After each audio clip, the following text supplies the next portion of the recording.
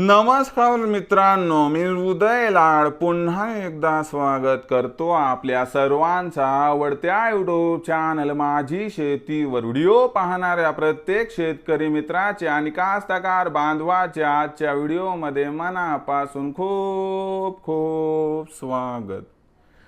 मित्रांनो, thumbnail पाहितलं, title वाचलं हो मित्रांनो, सामान्य सोयाबीन उत्पादक कास्तकार बांधवांसाठी सर्वात महत्त्वाचा व्हिडिओ की आता सोयाबीनची पेरणी करण्यापूर्वी या 4 गोष्टी 100% ठेवा लक्षात।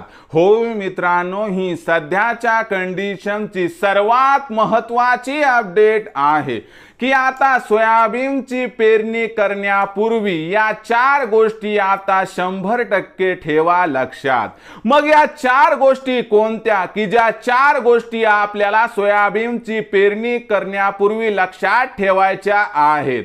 जर या 4 गोष्टींचा विसर आपणास पडला तर दुबार सोयाबीन पेरणीचं संकट आपल्यावरती ओढू शकते आणि हे संकट आपल्यावरती ओढवलं जाऊ नये म्हणून या ठिकाणी आपण सर्वांनी सोयाबीनची पेरणी करत असताना या 4 गोष्टी लक्षात ठेवूनच करावी सोयाबीनची पेरणी।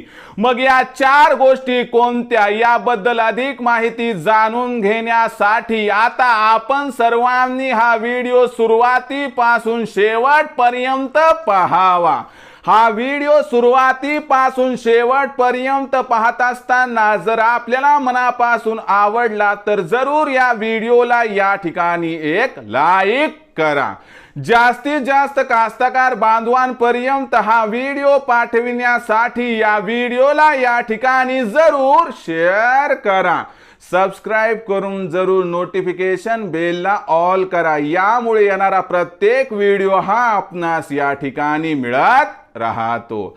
तर बघा मित्रांनो, सामान्य सोयाबीन उत्पादक कास्तकार बांधवांसाठी सर्वात महत्त्वाचा व्हिडिओ की आता सोयाबीनची पेरणी करत असताना या 4 गोष्टी 100% ठेवा लक्षात। मग या 4 गोष्टी कोणत्या की ज्या सोयाबीनची पेरणी करत असताना लक्षात ठेवायच्या आहेत आणि यांचा जर विसर पडला तर आपल्याला या ठिकाणी कशा पद्धतीने होऊ शकते नुकसान याबद्दल अधिक माहिती आज दिली जाणार आहे। तर ही प्रत्येक गोष्ट आता लक्षात ठेवण्यापूर्वी एक एक गोष्ट समजावून सांगतो, तर चला बघूयात। यापैकी पहिली गोष्ट म्हणजे अशी की आपला एक गैरसमज असतो की चला पाऊस पडलाय, आता कुठं काय झालंय, काल पाऊस पडलाय, कुठं परवा दिवशी पाऊस पडलाय, कुठं आज पाऊस पडत आहे आणि पाऊस एवढा पडलाय धो पाऊस पडलाय। मग कुठंतरी माणसाचं मन म्हणते जमिनीमध्ये ओल चांगली आहे आणि अशाच आपण काय करतो मित्रांनो, लोभास बळी पडतो आणि सोयाबीनची पेरणी करत असतो। पहिला पाऊस कितीही जोरदार पडू द्या, अजिबात सोयाबीनची पेरणी करायची नाही, कारण पहिल्या पावसामध्ये सोयाबीनची पेरणी केली तर जमिनीमध्ये असणारी गरमी 100% निघून न गेल्यामुळे सोयाबीनचं बीज हे 100% खराब होत असते।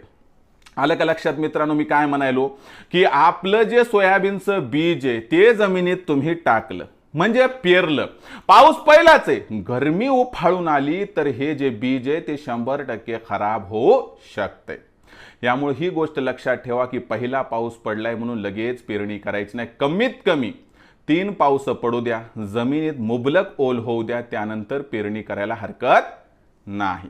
त्यानंतर दुसरा महत्त्वाचा मुद्दा, सोयाबीनची पेरणी करत असताना पहिला पाऊस पडला, दुसरा पाऊस पडला तर यानंतर तणांचा जो असणारा उपद्रव आहे तो मोठ्या प्रमाणात होतो आणि जर याच्यामध्ये आपण पावसाळी त्या ठिकाणी पाळी घातली तर यामुळे हे तण आपण त्या ठिकाणी गायब करू शकतो। मला सांगा, तण जर त्या ठिकाणी गायब करण्यात यश आलं, तण जर काढून टाकलं तर ते तण आपल्या धानासोबत त्या ठिकाणी भविष्यात स्पर्धा करणार का? नाही। अहो मला सांगा, धावण्याच्या शर्यतीमध्ये एकटे तुम्ही पळत असाल तर नंबर पहिला तुमचाच येणार ना।